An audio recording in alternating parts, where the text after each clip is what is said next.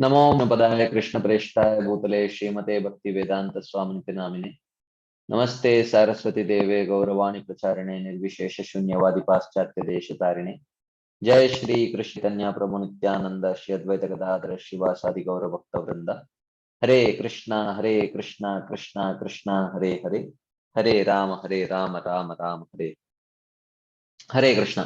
So thank you all very much for joining today's session. We have been discussing from Srimad Bhagavad Gita. The chapter is titled fifth chapter, and the chapter is titled as Srila Prabhupada titled as Karma Yoga, Action in Krishna Consciousness, whereas Srila Vishwanath Chakravarti Thakur titles this as Karma Sannyas Yoga. So Karma Sannyas Yoga is literally Jnana Yoga. Okay, because Karma Sannyas is the path of Jnana. Okay, so we had discussed actually I will do a very quick recap of what we have seen till now. In the third chapter and fourth chapter, we discussed about Krishna discussed about Nishkama Karma Yoga and its practice. And in the fourth chapter, he explained that how Nishkama Karma Yoga naturally leads to the birth of Jnana. Swayam Yoga Samsiddhir Kalenatmani Vindati. Nahi Jnanena Sadrisham Pavitram Iha Vidyate. Tat Swayam Yoga Samsiddhir Kalenatmani Vindati. So he says that that naturally by the maturity of Nishkama Karma Yoga, it naturally leads to Jnana. So that he was telling last time. And then that's what he mentioned in the fourth chapter. And then in the fifth chapter, actually, Krishna is primarily going to talk about, after reaching the stage of Jnana by the practice of Nishkama Karma Yoga, what are the options available? That's what he is going to talk about. Okay. So, as we discussed last time, I will go through this chart once more. I know it's quite messy. It's looking quite messy here, but still try to follow. If you had attended the previous sessions, you might be quite familiar with what I'm going to discuss now. But if you had not, then you can please listen carefully. So this is the mixed path, the path of the gradual path leading to liberation, as Srila Prabhupada calls. Okay. Initially, a person who is a materialistic person,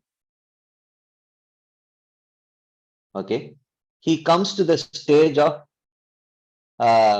a materialistic person when he is willing to accept the Vedic scriptures. The Vedic scriptures allow him to enjoy because he is very, very much interested in having his material enjoyment intact. So the scriptures say, fine, no problem. You can continue to enjoy. Okay. You can continue to enjoy, but enjoy by accepting the rules and regulations of the Shastras. Okay. This is called as Sakama Karma Yoga. In Sakama Karma Yoga, a person is generally a grihastha. So he accepts the Vedic rules and regulations according to his varna and ashrama, and then he enjoys the material fruits that comes out of his practice of varna ashrama duties. Whatever piety he gets, he tries to utilize that piety and enjoy whatever benefits that come. But because he has accepted the path of the Vedic rules and regulations, slowly his heart becomes somewhat purified. So his heart becomes somewhat purified and detached from the material fruits. His heart becomes somewhat purified and detached from the material fruits. Okay. And he starts identifying liberation as the goal. Huh? But even though he has identified liberation as the goal, still his heart is filled with material desires in the form of anarthas. Just like we are sadhakas, we have identified Krishna prema as the goal, but still our heart is filled with anarthas. Similarly, this Nishkama Karma Yogi, which is mentioned here, he is the one whose heart uh, is still impure with anarthas, but he has now identified that material goals are very inferior. I should ideally aspire for liberation. And we called this as Nishkama Karma Yoga 1 because we are going to talk about Nishkama Karma Yoga 2. Okay. So we call this Nishkama Karma Yoga 1, which is Nishkama Karma Yoga on the platform of karma. So this person has not yet realized the jnana. Okay. So this Nishkama Karma Yoga has not yet matured. So he is not yet ready for jnana. Okay. But when he continues to perform this Nishkama Karma Yoga, he reaches a threshold stage which is called as Yoga Samsiddhi. So the Yoga Samsiddhi means where heart becomes sufficiently purified, where he can meditate on Brahman. Okay. So when he reaches this stage, he has three options. The first option is that he can continue to perform his Varnashram duties. He can remain as a Grihastha, continue to perform his Varnashram duties, but externally, but internally cultivate Jnana. Okay, and meditate on the Brahman. So this we call as Nishkama Karma Yoga 2. This is Nishkama Karma Yoga, but not on the platform of karma, but this is Nishkama Karma Yoga on the platform of Jnana.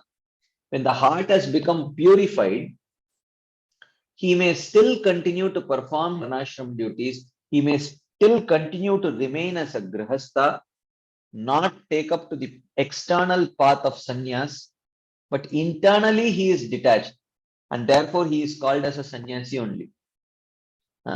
No one externally calls him a sannyasi, but in reality, because his heart is completely purified and he is completely dedicated to the path of liberation, therefore he is also considered as a sannyasi, even though externally he will be like a grihastha. Okay. And the second option that he has is called Jnana Yoga or the path of Karma Sannyas. So Karma Sannyas is when he gives up the Varna duties. When he gives up those Varna duties and then just focuses on the internal meditation of Brahman, that is called as Jnana Yoga, or he can accept the path of Ashtanga Yoga, which is similar to Jnana Yoga only. And all these three paths can lead one to liberation. Okay. So, and all these three people they have reached the stage of Yoga Samsiddhi, where their heart has already been purified of the material anarthas and knowledge has dawned. It has reached to maturity of knowledge. So now they have to nourish it by internal meditation. But while performing that internal meditation, one can externally continue to practice that Nishkama Karma Yoga. This is called as Kama Karma Yoga 2. Nishkama Karma Yoga on the platform of Jnana, but not on the platform of Karma. Like that. So this is a prelude. You know, this understanding is very foundational to understanding this chapter that we're discussing. I hope at least most of you attended the last couple of sessions where we have discussed this in detail. I hope this is little bit clear. Okay. So this fifth chapter starts with Arjuna again asking a question which is very similar to the question that he asked at the beginning of the third chapter. Okay. So in the beginning of the third chapter, Arjuna asked the same question. Jayasi chet karmanaste mata buddhir janardana tat kim karmani gore mam niyojayasi keshava. O Krishna, if you think that jnana is better than karma, then why you are engaging me in this gas warfare of fighting? Okay. So at that time, Krishna told, oh Arjuna, I did say that jnana is superior to karma, but there are two kinds of people who have two different qualifications. The one who is qualified for, the one whose heart is already purified, he is qualified for jnana, he can practice jnana yoga. But one whose heart is not yet pure, he is not yet qualified for jnana, he should practice Nishkama Karma Yoga only. And because your heart is not yet pure, you should practice Nishkama Yoga only. This is what Krishna told. This is what Krishna told Arjuna in the 3rd chapter. Now, in this 5th chapter, Arjuna, because towards the end of 4th chapter also, Krishna glorified Jnana. But at the end, he told Arjuna, get up and fight, Arjuna. Okay, get up and fight. Again, Arjuna gets confused. Again you glorified Jnana and again you are asking me to fight. Huh? Can you tell me very clearly? Sanyasam karmanam Krishna punar yogam cha samshasi. Yat shreya etayorekam tanme bruhi sunischitam. Krishna, you are glorifying both sannyas and karma yoga. Sannyas means jnana yoga. Huh? You are glorifying both sannyasa and karma yoga. Just tell me clearly of the two which is better. And what do you want me to do? Okay. Almost the same question that Arjuna is asking Krishna, that he has in the 3rd chapter. Krishna says, Sanyasa karma yogascha nishreyasa karavubhav tayostu karma sanyasa karma yogo vishishyate. So he says, Sanyasa, sannyas refers to karma sannyas, which is jnana yoga. And karma yoga here refers to Nishkama Karma Yoga. But this refers to Nishkama Karma Yoga of the type 2. Okay. Type 2. We will see how this refers to type 2. Sannyasa Karma Yogascha Nishreyasa Karao. Nishreyasa Karao means the highest benefit, which here is Sayujya Mukti. So he says that both Karma Sannyas, which is Jnana Yoga, and Nishkama Karma Yoga of the type 2, we are talking about this one, right? This Nishkama Yoga, the second type, Nishkama Karma Yoga at the stage of Jnana. So Krishna says both can give up, both can lead to liberation. Tayostu, but of the two, Karma Sannyasa Karma Yogo Vishishyate. But of the two, better than Jnana Yoga is Nishkama Karma Yoga type 2. Why? Okay. Because he says that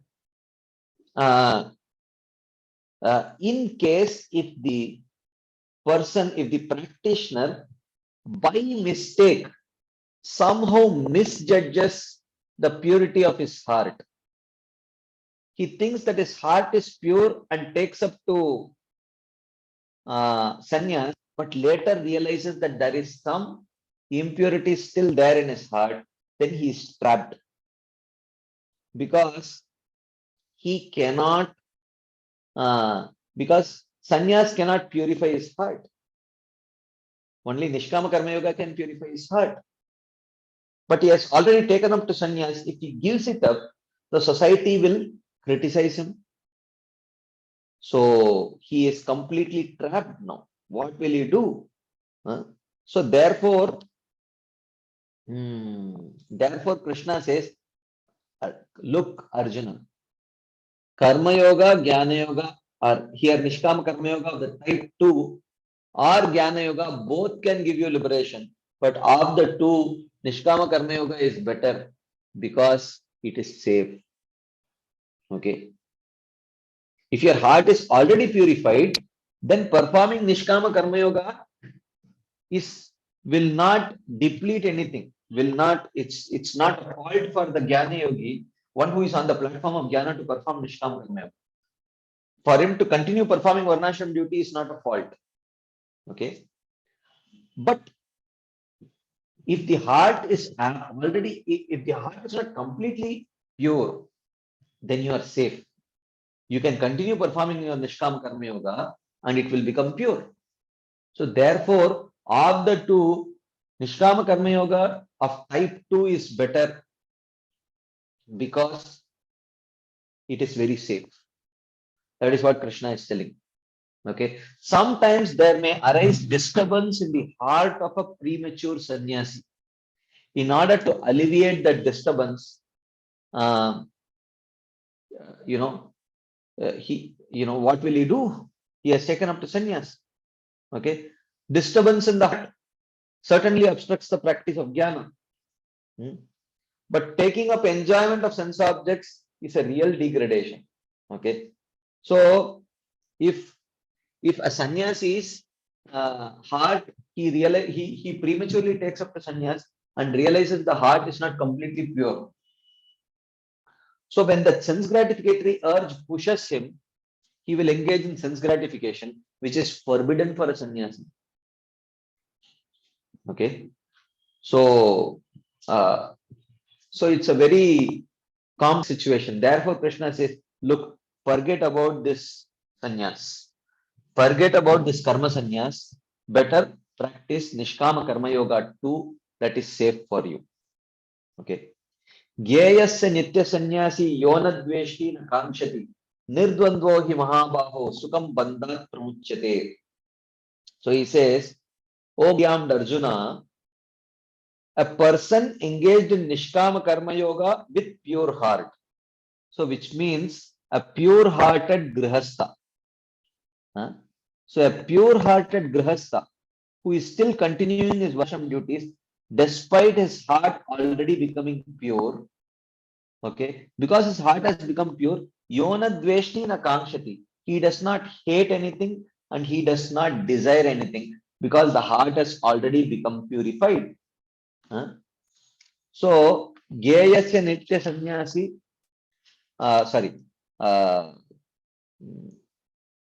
he is neither hating nor desiring.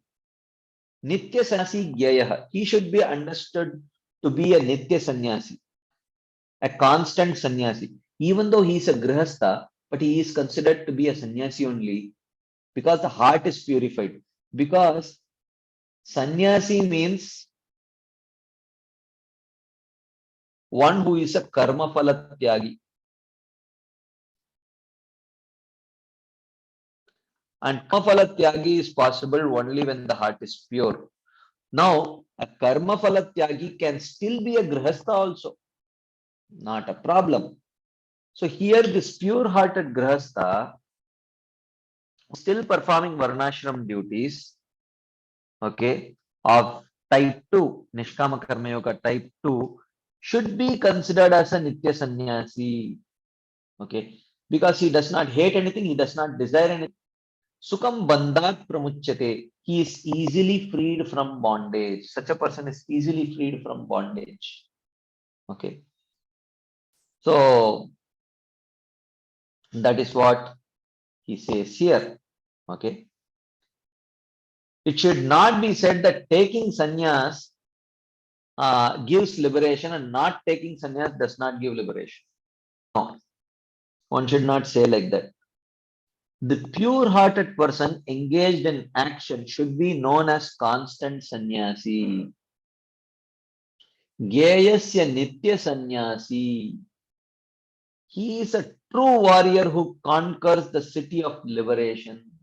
Oh Mahabaho, just like you are mighty armed and you can conquer all the material cities, this Nitya Sannyasi, who is externally a Grihastha only, he is fit to conquer the city of liberation. Okay. Then he says, Sankhya Yogau Pratak Balaha Pravadanti na Panditaha Eka Astita Samyak Ubayor Vindate Phalam.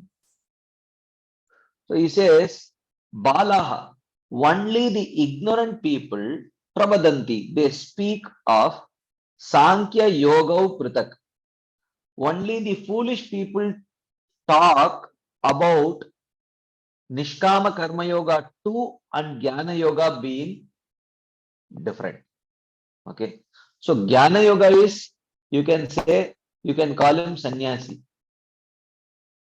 And Nishkama Karma Yoga 2, you can call him a Grihastha sannyasi.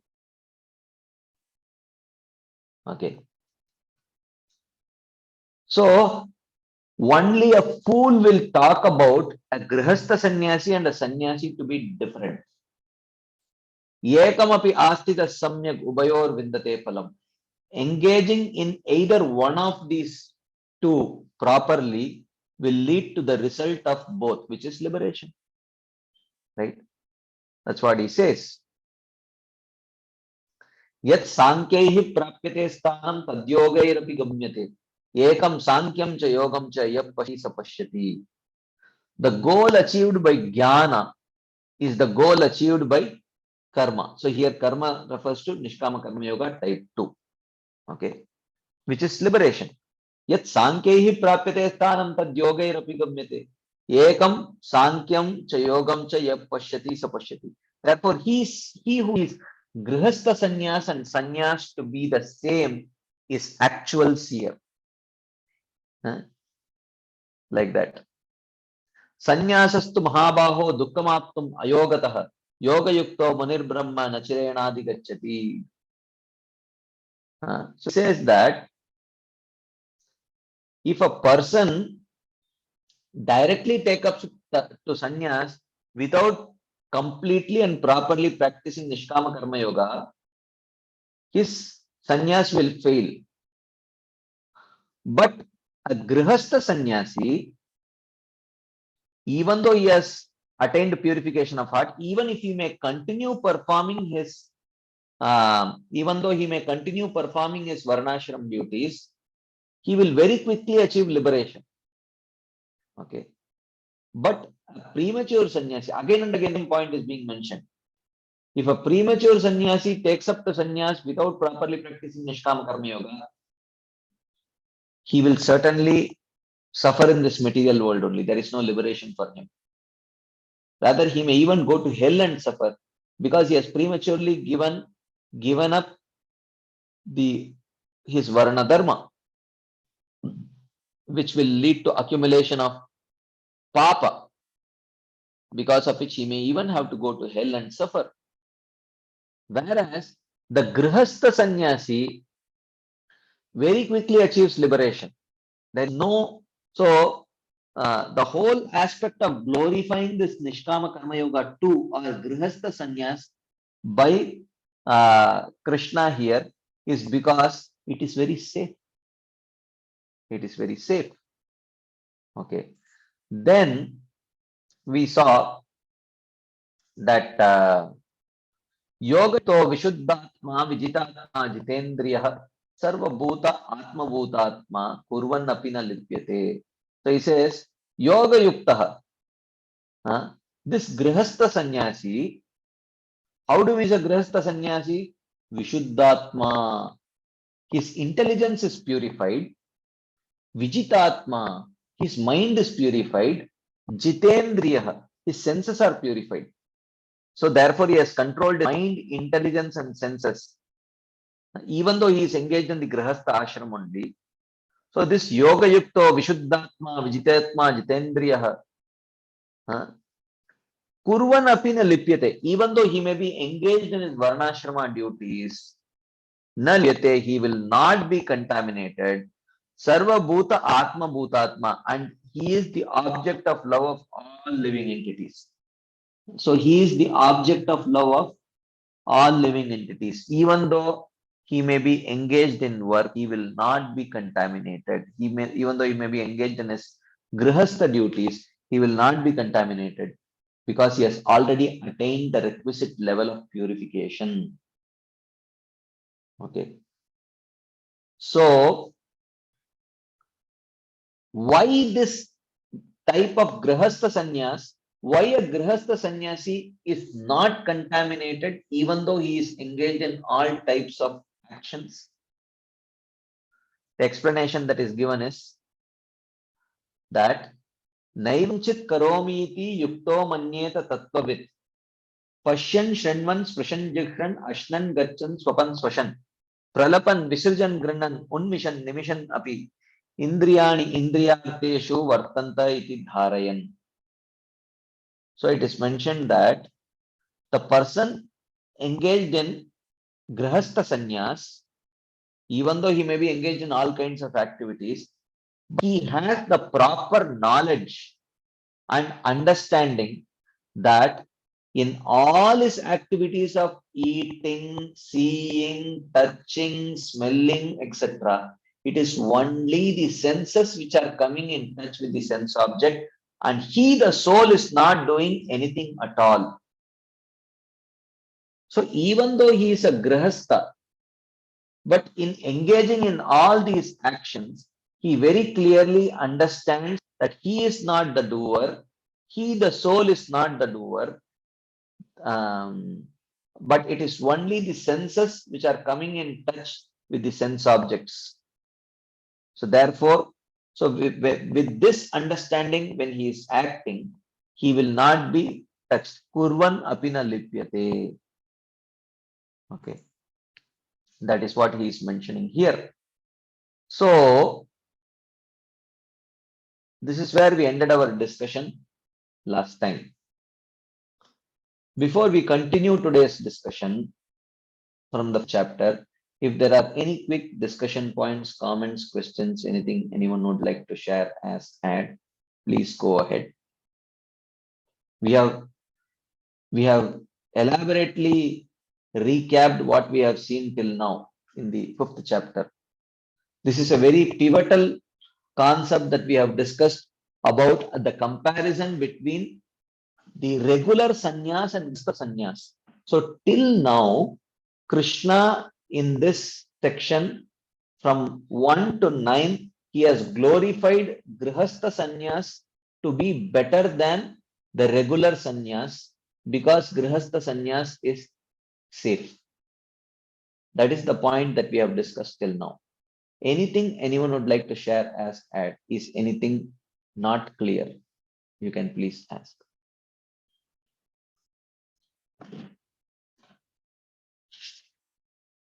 Okay. If it is clear, then let us continue the discussion further. Krishna continues. Brahmanyadaya karmani. Okay, there is something in the chat box. Okay. This is a very good question, chat box. The question is Nishkama Karma Yogi type 1, is he a Karma Phala Tyagi?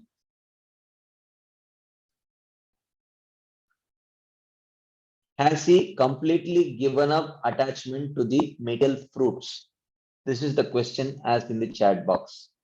Well, the Nishkama Karma Yogi type 1 and Nishkama Karma Yogi type 2, what is the difference? Nishkama Karma Yogi type 1 has no material abhilashas.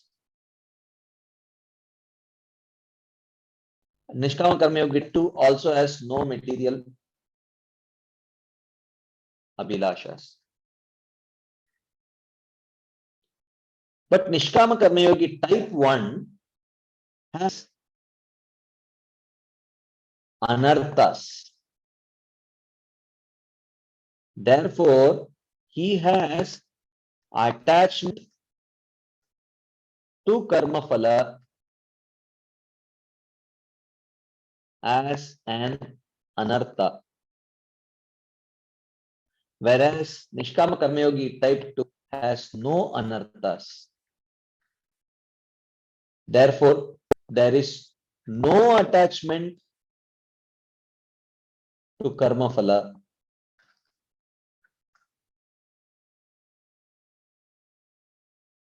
even as anarthas. Like that. Is it clear or not clear? Okay. Okay. Let's continue. If there are no further discussion points, we will continue our discussion. ब्रह्मण्यादाय कर्माणि संगं त्यक्त्वा करोति यः लिप्यते न स पापेन padmapatram ivambasa. So he says here that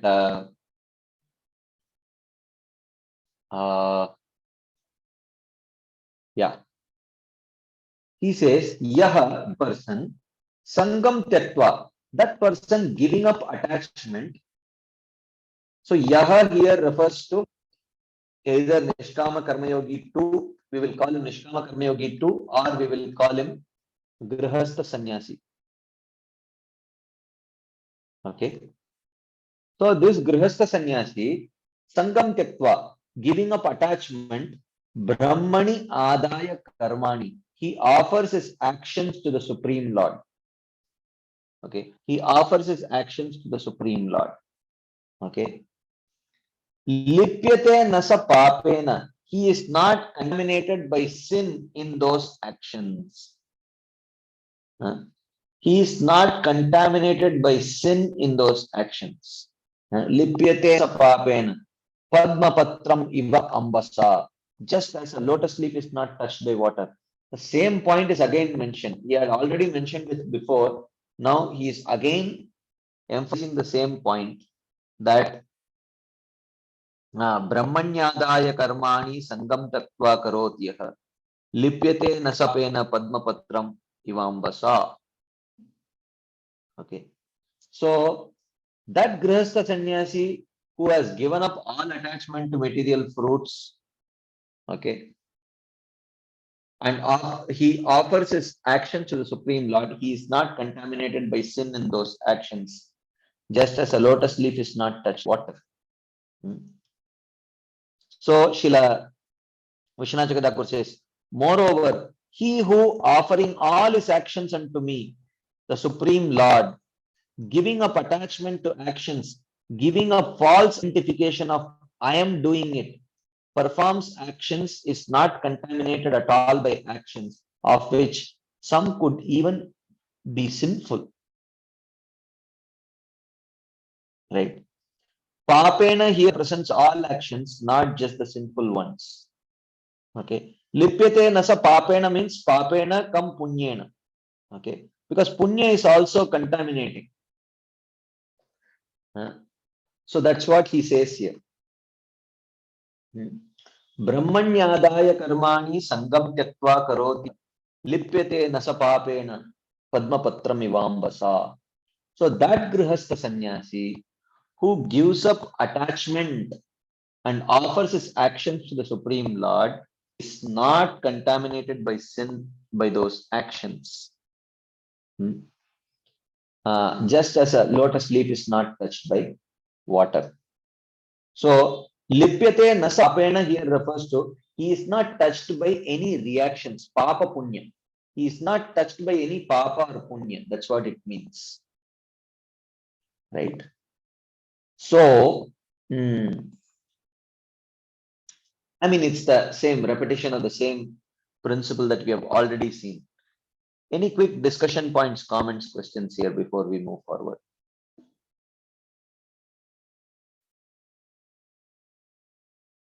Okay, let's continue then. Then Krishna continues. Kayena manasa buddhya kevalair indriyairapi yogina karma kurvanti sangam tyaktva shuddhaye. So the karma yogis here refers to. So here what this refers to, I will read the translation, then you tell me what this refers to. Okay. The karma yogis yoginaha karma kurvanti, they perform action. Here action refers to varnashram duties. Okay. The karma yogis perform varnashram duties. Sangam tyaktva, giving up attachment to the results. Atma shuddhaye, for the purification of mind. So they perform action using kayena manasa buddhya. They use their voice, mind, and intelligence to perform the actions. Keval indriya, or sometimes they may just use the senses alone. Okay. So here my question to you is, which karma yogi is mentioned here? Is it type 1 or type 2, and why? Can someone share your thoughts on this?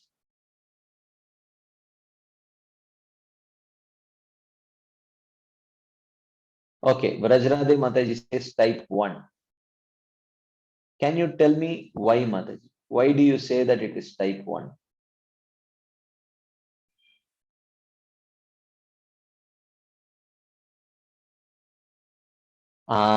Because he says that because Atma Shuddhaye, because he is doing it for purification of his mind or purification of his heart, which means it is not yet purified. So therefore, this must be referring to Nishkama Karma Yogi type 1, which is practicing Nishkama Karma Yoga on the platform of karma. So this is a preliminary stage. Kayena manasa buddhya kevalair indriyairapi yogina karma kuruvanti sangam tyaktva atma shuddhaye. The Nishkama Karma Yogis, the preliminary Nishkama Karma Yogi, are the unpurified Grihastha. Okay, you can say.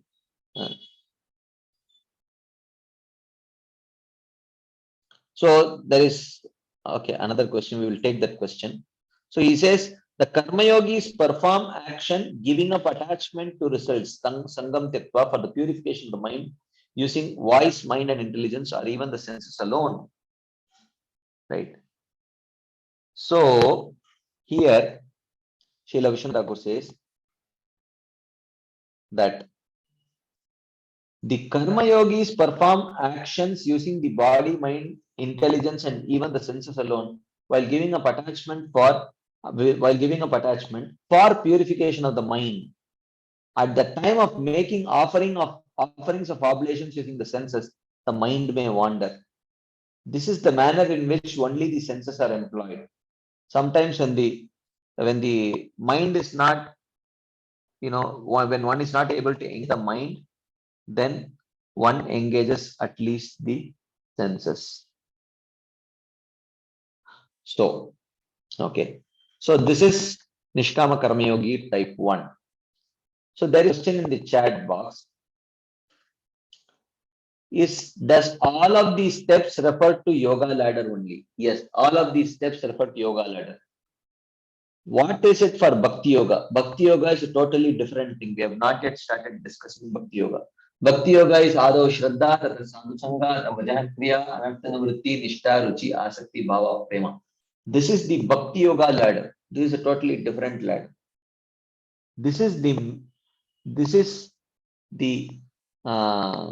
mixed path. This is the ladder for the mixed path. But Bhakti Yoga is a totally different ladder. Like that. Any quick questions?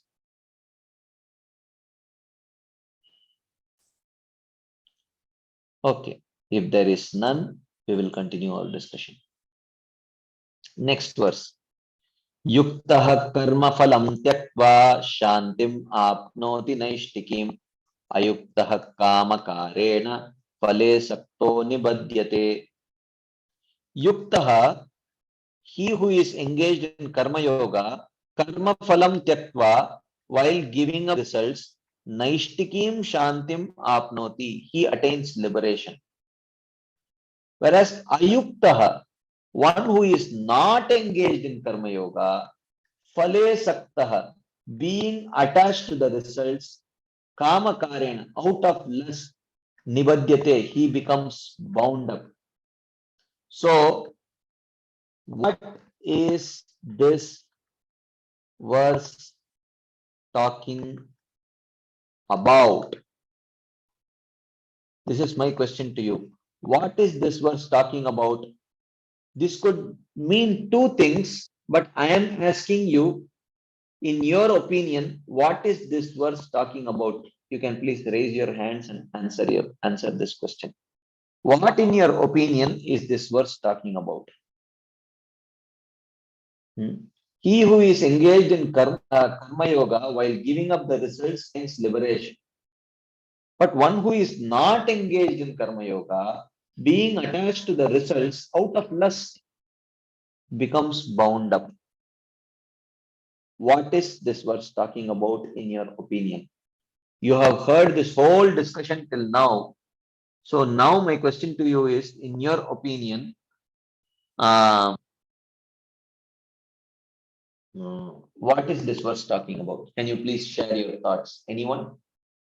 You can either raise your hands or type your answer in the chat box.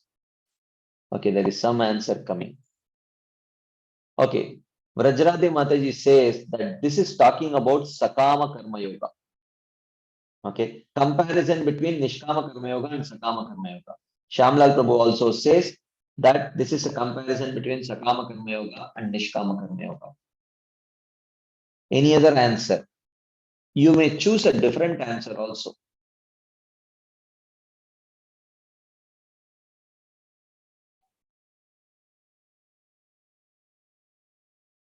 Okay, now my question to you is that could it actually talk about yeah, Shamlal Prabhu says, or it may even be talking about someone who is not practicing any karma yoga, sakama or nishkama. Now my question is, could it actually be talking about uh, a grihastha sannyasi versus a premature sannyasi? So if you take karma yogi to mean nishkama karma yogi type 2 or even type 1 for that matter, and not engaged in karma yoga, could this refer to a premature sannyasi? Okay, and if you read the same verse, does it make sense to you? This is my question to you. So he who is a grihastha sannyasi while giving up the results attains liberation, but one who is not engaged in karma yoga because he has taken up to premature sannyas, being attached to the results out of lust, he becomes bound up. Does this explanation of this verse seem reasonable to you? That's my question to you. Is this explanation reasonable? Okay, Vrajradhe Mataji says yes. Others, please share your thoughts. You have to involve yourself, please. Otherwise it's just, because this is not, we are not talking pastimes here, we are talking hardcore philosophy. So you have to involve yourself, only then it would be possible. Yes. Okay, so I think, if what Shamlal Prabhu and Vrajradhe Mataji told, in my opinion, that is also a right explanation of this verse, that a person who is engaged in Nishkama Karma Yoga, who has given up the results, he attains liberation. But a Sakama Karma Yogi or a materialistic person being attached to the results out of lust, he becomes bound up to this material world. This explanation also is right. Or else, in the context of the discussion that we have been discussing, which is a comparison between a premature sannyasi and the grihastha sannyasi. So this verse could also mean a grihastha sannyasi who gives up the results, gives up attachment to the results attains liberation, whereas a premature sannyasi being attached to the results out of lust becomes bound up. Right? Let us see how Srila Vishwanath Chakravarti Thakur is explaining this verse in his commentary. So he says, performing action with no attachment leads to liberation, and performing action with attachment leads to bondage. The performer of Karma Yoga attains steady peace, Naishtikim Shantim. This means he attains liberation. The Karmi with desires, Ayuktaha, which means he is not engaged in Karma Yoga, who is attached to the results due to performing actions out of lust, becomes bound. Okay. He is explaining it in the way that you have explained. Okay. So, like that. Any quick discussion points, comments, questions? Anything anyone would like to share as add?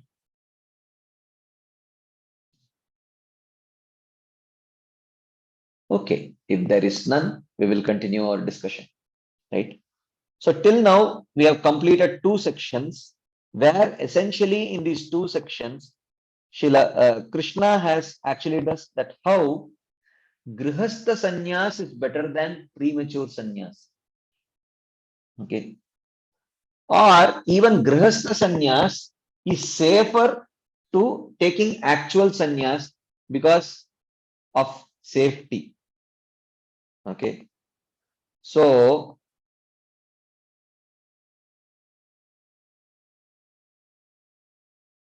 okay, let us continue now. In this next section,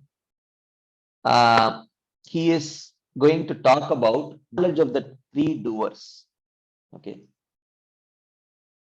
Now he says, Sarva karmani manasa sanyasyaste sukam vashi navadvare pure dehi naiva kurvanna karayan.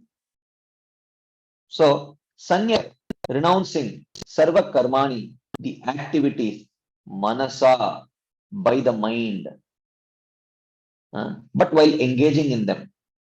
Sarva karmani manasa sanyasya. Okay.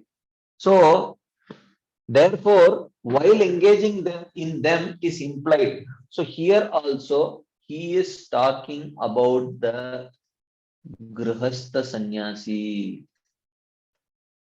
Okay. He is not attached to the actions. He is attached to Brahman only, but he is performing actions only externally, while internally he is detached from the action. That is why it is mentioned, Sarva karmani manasa sanyasya. So manasa sanyasya means he has detached himself from the actions from within the mind, but externally he is still acting. So this indicates he is talking about this grihastha sannyasi. Okay. So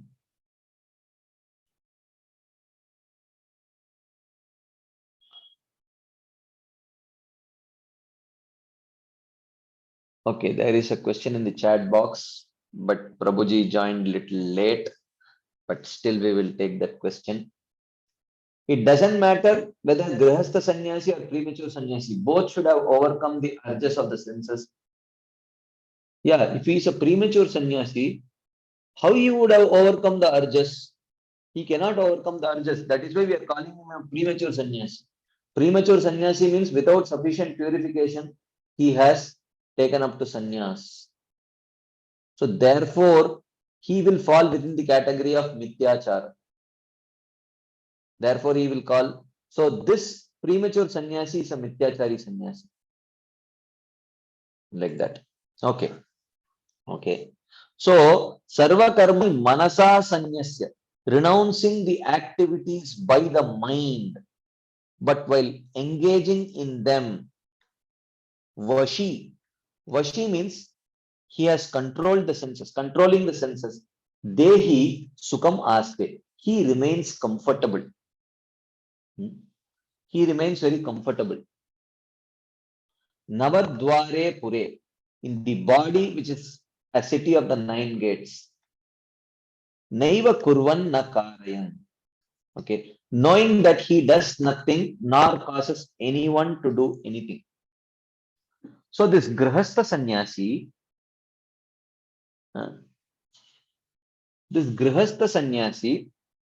renounces the activities by the mind. even though he may externally be engaging in these activities, and because his heart is completely purified, his senses are completely controlled, and he remains comfortable in the body, without getting agitated by the urges. Okay. Navadware pure dehi sukam aste. He comfortably remains in the body, which is compared to the city of 9 gates. Naiva kurvanna karayan, knowing that he does nothing nor causes anyone to do anything. So, with very clear understanding that he is not the doer, he remains very comfortably situated within the body. So, this is whether he is a grahastha sannyasi or an ordinary sannyasi, regular qualified sannyasi, this applies to both of them, right? So, here Srila Vishwanath Chakravarti Thakur says, if one performs actions without attachment, as previously stated in verse 3, he is the real sannyasi. Gyeya nitya sannyasi yonadveshti na kamshati nirjvanvo himaham mahabaho sukam bandhan pramuchyate. Right? So if one performs actions without attachment, as previously stated in verse 3, he is the real sannyasi. If one performs actions with the external body, but renounces in the mind, one resides happily controlling the Vashi, where one resides in the city of 9 gates, in the body devoid of the misconception of this is me. He does not identify with the body. He thinks that this is the city of 9 gates, and I am a resident of the city, but I am not the city. That is his understanding. Indriyani indriyarteshu vartanta iti dharayan. It is only the senses which are coming in touch with the sense objects, interacting with the sense objects. But I am not doing anything. This is his understanding. Huh? So that is what he's saying here. Indriyarteshu. Just hold on for a second. Just hold on 1 second.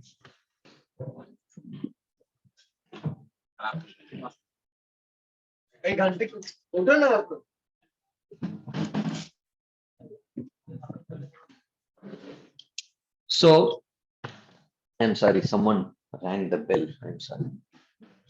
So that is what he says here, that one resides in the city of 9 gates in the body without identification with the body. Okay.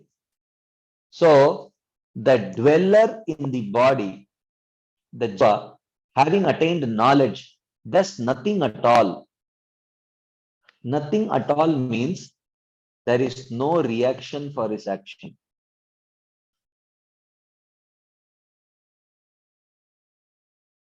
Why? Because A, there is detachment from roots, and B, there is no bodily identification. Okay. The dweller in the body, the jiva, having attained knowledge, does nothing at all, knowing that he is not the cause of happiness through his actions, and that he is not the cause of others doing actions. Okay. So this is the first thing he says. I am not the doer. He understands this very clearly. Renouncing the activities by the mind while engaging in them, controlling the senses, he remains comfortable in the body, which is the city of 9 gates, knowing that he does nothing nor causes anyone to do anything. Okay, like that. Any quick discussion points, comments, questions, anything anyone would like to share as and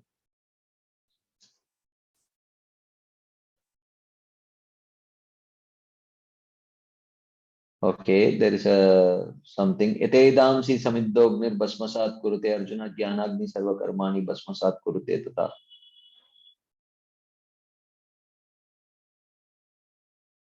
Okay, I don't know. Okay, why you have quoted this verse?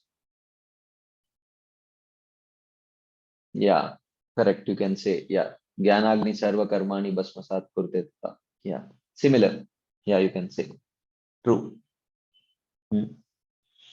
So, there is another question in the chat box.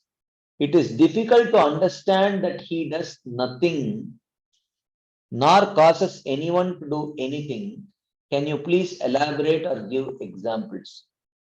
He does nothing means he does not generate karma. His actions do not generate karma. That is the meaning of he does nothing. Okay. And he does not cause anyone to do anything means uh, impelled by him, if someone else does something, then he does not reap karma for that also. So basically, he is completely free of karma. That's what this verse talks about. Naiva kurvanna karayam. So he is not responsible for his own actions, and impelled by him, if someone else commits some actions, he will not get reaction for that also. That is the meaning of this. Okay. Is that clear? Is that clear? Okay. Shall we move ahead to the next verse?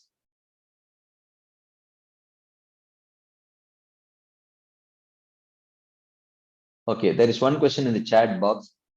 If everything talks about yoga ladder, then why this chapter is called Action in Krishna Consciousness? Okay, Srila Prabhupada calls it Action in Krishna Consciousness because practically the first six chapters, according to the other acharyas, is not talking about bhakti. It is talking about karma yoga or jnana yoga or ashtanga yoga.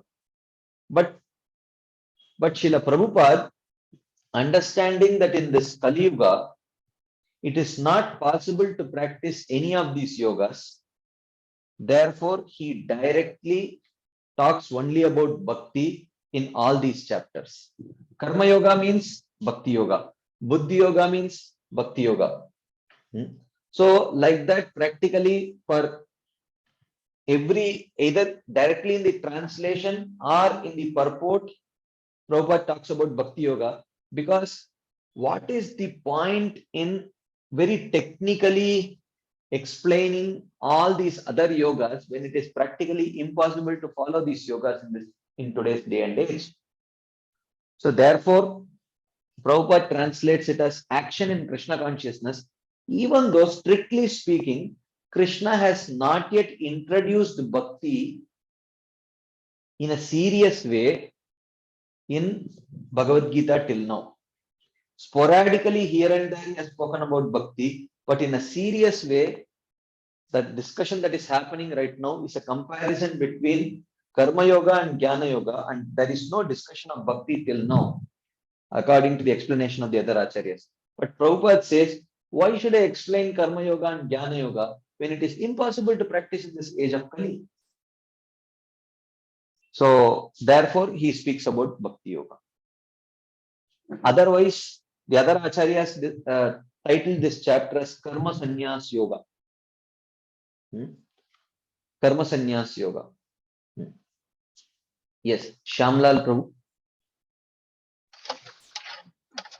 So, Prabhuji, you are saying that the person that the Grihastha Sannyasi, he does not do any action at all. It also means that any of his actions does not impel others to do any karma or develop reaction. I mean, that is difficult to understand. Which it means he will not be held responsible for his own actions. He will not get any karmic reactions for his own actions. And if seeing him, So Ah, if someone else does some inappropriate act, he will not be karmically held responsible even for that. okay, somebody tries to imitate him like that. Somebody to imitate him, he is not karmically responsible even for that. Okay, okay, okay, right, right. I thought because a Grihastha sannyasi, because he's dealing with the world outside, Mhm. there will be some dealings which people get, uh, somebody else may be uh, either irritated or envious or whatever. Correct, So, correct, correct. uh, how can the other person who gets envious and does something wrong? No, he Uh, will get the reaction. He will get the yeah, reaction. But the Grihastha sannyasi will not get any reaction for that. right, right. Okay. Okay, Prabhu. Thank you, Praveen. Hare Krishna. Purushottam Prasad Prabhu. Hare Krishna Prabhuji, Dandavat Pranam. Dandavat Prabhu. Prabhuji, my question is the reason the person get bound by action is because of the false ego, isn't it? Yes, And the intelligence also impurified or not purified yet. correct. In that case, the Jivatma takes the ownership. Because of that, he bound by karma. Correct. The Jivatma don't have that false ego and the intelligence is purified. Mhm. Then the karta will be, it could be three modes of material nature, or it could be, the senses, the various things, the five doers that is explained in the 18th chapter, no? The Adhishtanam, Tata Karta, Karanam, They are Chapaka. not doers. Mm. The five are not doers as such. They are the causes of success. But there are three doers mentioned here. One is the Jiva, Prakriti, and the Supreme Lord. But all three are doers in the sense the Jiva is the desiring doer, the Prakriti is the accomplishing doer, and the Supreme Lord is the sanctioning doer. So the It's clear. Jiva desires.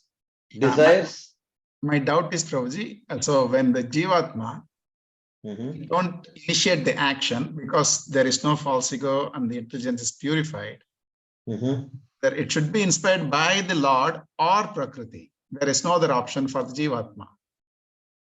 No, he will not do acts for sense gratification, but he will do acts for maintenance of the body. That he will definitely do, Yeah, isn't it? yeah. So that act will be, that desire is coming from the Jiva only. Oh, But okay. he, while not being identifying with the body, he's not identifying with the body. He's not in Yes. false ego, Yes. true ego. Yes. But still for bodily maintenance, for the performance of his sadhana, for that he has to maintain his body. For that he will actually, for Utilize the that senses, actually, body, mind. Yes, yeah. Prabhuji. Got So it. that desire is coming from the Jiva only. Yes. But it will be reaction free. That there will be no reaction for that action performed, even though it is formed with the desire of the Jiva. But it is not on the platform of false ego. So that comes into akarma, correct, Prabhuji? That is a karma, correct. Right. Yeah, thanks, Prabhuji. Okay, anything else anyone would like to share? As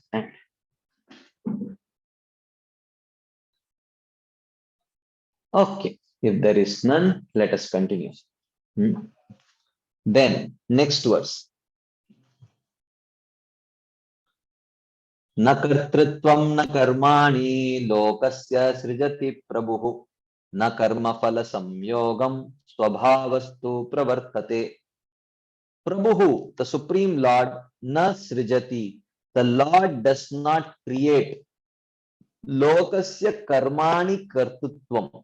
Lokasya means jiva lokasya, the jivas. Karmani actions. Kartrutvam doership. Okay. Prabhu, the Supreme Lord. Srijati does not create. The Lord does not create the doership of the actions performed by the jivas. He does not create the doership. Na karma phala samyogam, nor does he force the results of actions on the jiva. Okay, he does not say, "Oh, take this reaction, take this reaction." He does not bind the jiva with the karma. So the Lord is not responsible for the jiva's doership, a feeling of doership, and the Lord does not personally force the reactions, the results of the actions on the jiva. Swabhavastu pravartate. This takes place by the jiva's nature. What is he talking about here? Srila Vishwanath Chakravarti says, well, if the jiva is actually not the doer of activities, then from seeing the jiva doing and enjoying everywhere in the universe created by the Supreme Lord, I think that the Lord has created the jiva's illusory doership and enjoying, forcing it upon the jiva. Therefore, injustice and cruelty must be present in the Lord. So if the jiva is not the doer, then, but we do see that the jiva is doing a lot of things and enjoying everywhere in this material world. So therefore, the jiva's illusory doership and enjoying is forced upon the jiva by the Supreme Lord. Therefore, injustice and cruelty must be present in the Supreme Lord. He wants the jivas to suffer in this material world by putting the jiva under illusion. Okay, someone may say like this, this is the Purva Paksha argument.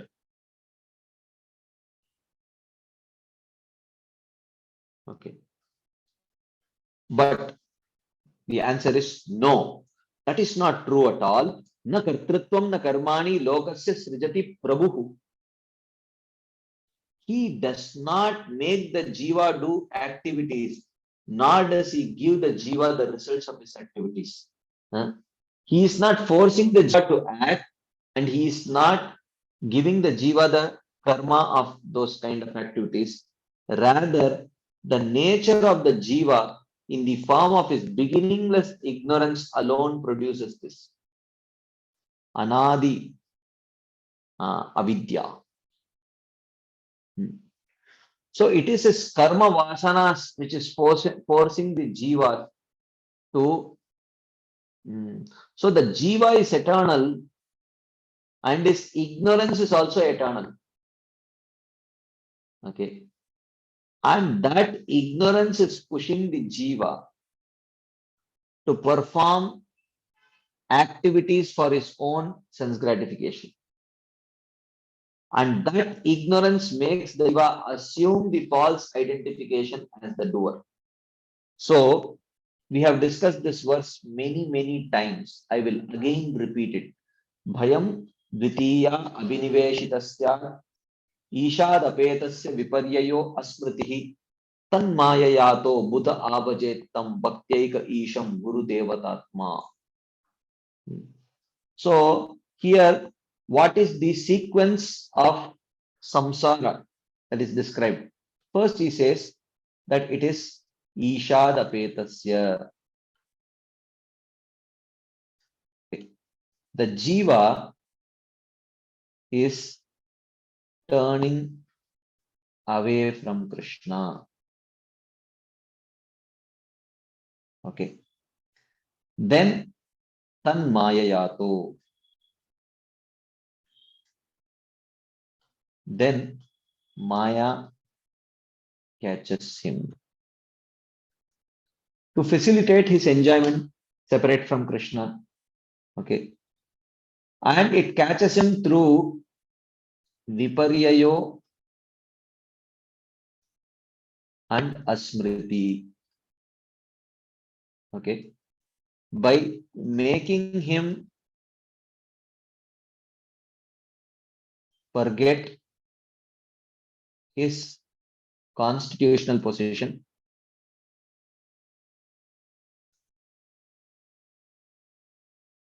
and by making him identify with the body.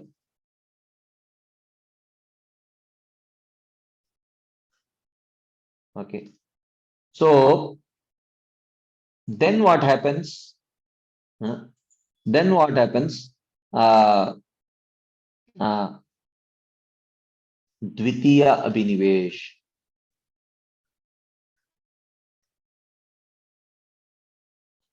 So Dvitiya Abhinivesh means absorption in matter. Tanmayayato Buddha Abajetam Bhakteka Isham Gurudevatatma. So then comes Bhayam Syad. So when he becomes absorbed in matter, because matter is temporary and the jiva is eternal, he is always under fear that when he will lose it. This is the fear of samsara. Okay.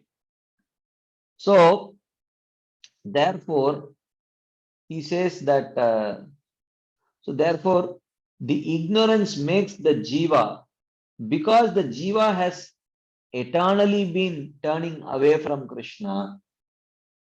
Okay. Therefore, his ignorance is also eternal. Okay.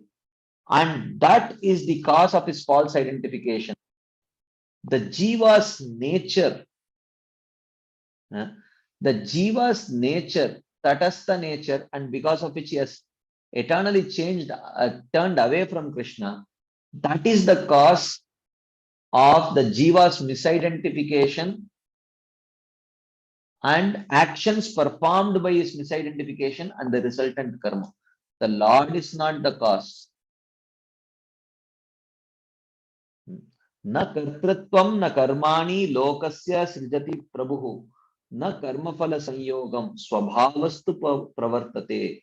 It is the nature of the jiva in the form of his beginningless ignorance, anadi avidya. That is the cause. It is not the Lord who is the cause of his performing his actions and the results of his actions. It is not the Lord, but the nature of the jiva, which is the cause.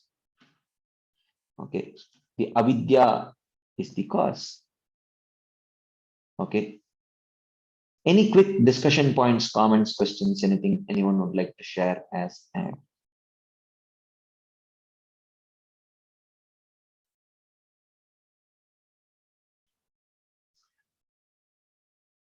Okay. If there is none, let's continue. Then, in the next verse, Krishna says, Nadatte kasyachit papam nachaiva sukritam vibhuhu ajnanenavritam jnanam tena muyyanti jantavaha. Thus, the Lord Vibhuhu na adatte kasyachit papam nachaiva sukritam. So therefore, the Lord does not receive the sinful or pious reaction from those actions. So the Lord does not receive the sinful or pious reactions from those actions. Because if the Lord is impelling the jiva to commit sinful activities, then the Lord should get the reaction for those actions. But because the Lord is not impelling the jiva to perform these kind of inappropriate actions, therefore the Lord will not receive the sinful or pious reaction for those actions. Jnanam, the jiva's knowledge, avritam, is covered Ajnanena. The Jiva's knowledge is covered by ignorance. Tena muyyanti jantavaha. Because of this, the living entities are bewildered. Right? So, the Jiva's knowledge is covered by ignorance. Because of this, the living entities are bewildered. That's what we saw, right? Ishad apetasya. The Jiva, out of ignorance, has turned his face away from Krishna. Okay. So, the Lord is not forcing the Jiva to act in a particular way. So, therefore, the Lord should not get the pious reaction or the impious reaction for the actions performed by the Jiva. The Jiva is covered by ignorance. Because of this, the living entities are bewildered. That is Maya. Okay. There is a very interesting question. If there is no role of the Lord, then why some jivas are nitya baddhas and some are nitya siddhas? This is a very good question. This is a very good question. But the answer for this question, you will have to attend Jaiva Dharma to get the answer for this question. Because one full chapter is dedicated to describing this. I will not describe it right now. So, please attend Jaiva Dharma. We are starting it on February 13th. Every Monday and Tuesday, 7 to 9 will be Jaiva Dharma. So, if you have not registered, you can register if you wish. Okay. It is a novel written by Srila Bhaktivinoda Thakur. Stories. Stories with conversation. Philosophical conversations. So, where you get to understand the Gaudiya Vaishnava culture through the storyline. You understand the Gaudiya Vaishnava culture through the storyline, and you will understand the Gaudiya Vaishnava Siddhanta through the conversations that happen between the personalities there. Very beautifully interwoven, where the storyline is finely interwoven with beautiful philosophical conversations. So, in which practically the whole of Gaudiya Vaishnava Siddhanta is very beautifully presented in the form of a story. You will find it very, very interesting. So, I am just advertising for the course.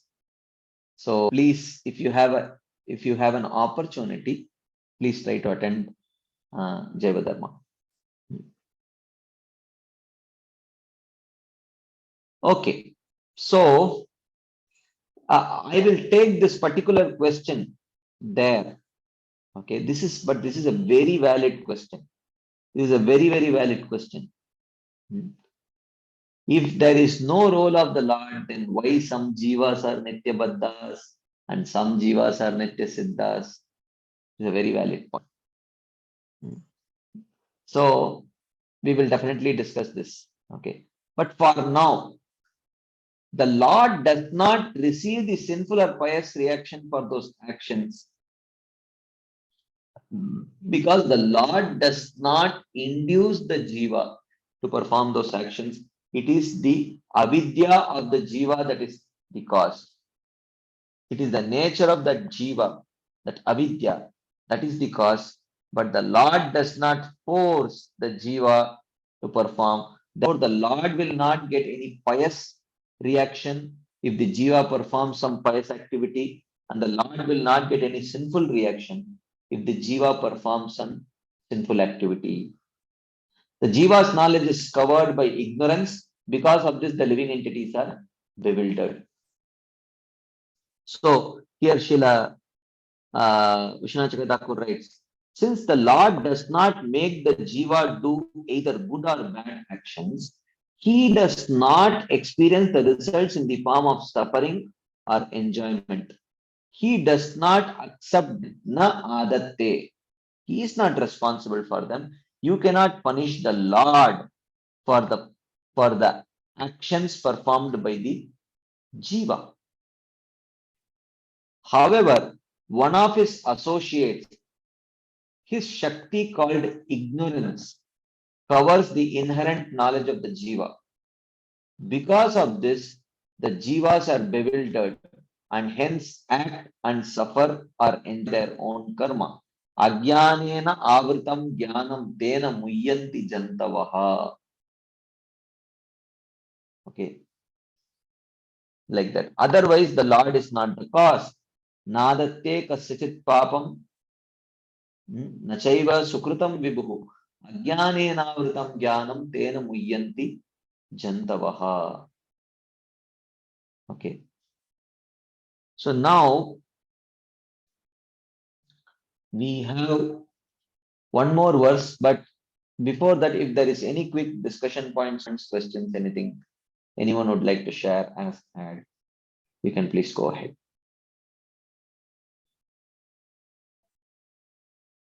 Okay, there is something in the chat box.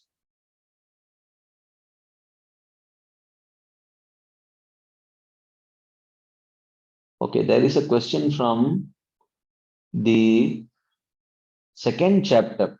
Okay, if it is connected to the discussion that we are doing, I will answer. If not, maybe later.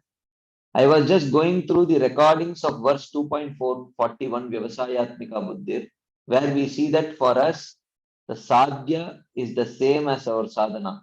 I did not understand where does preaching fit into the, because ours is a preaching movement. Oh, like that. Okay. So whom will we preach to? Uh, whom will we preach to at the stage of perfection? Is that what you are asking? Because preaching is a sadhana. If our sadhana and sadhya are the same at the stage of perfection, whom will we preach to? Is that your question? I'm just trying to understand your question.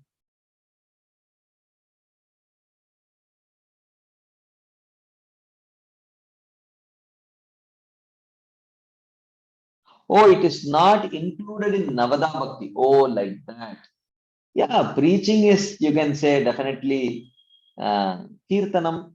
If you are preaching by words, it is Kirtanam. If you are preaching through your actions, if you are preaching through your actions, it is, Vaishnava Seva, which is also a limb of devotional service. So it could be anything, right? So you can preach through, serving prasadam. So all of that is, you can call it jiva, Vaishnava Seva, like that. So all of that, any activity that you do, any means of preaching can be fit into one of the 64 limbs, like that. Okay. I think we will pause here and take the next verse next week. So thank you all very much for your patient listening and your enthusiastic participation. Srila Prabhupada ki jai. Srila Vishwanath Chakravarti Thakur Pad ki jai. Srimad Bhagavad Gita ki jai. Hare Krishna. Thank you very much.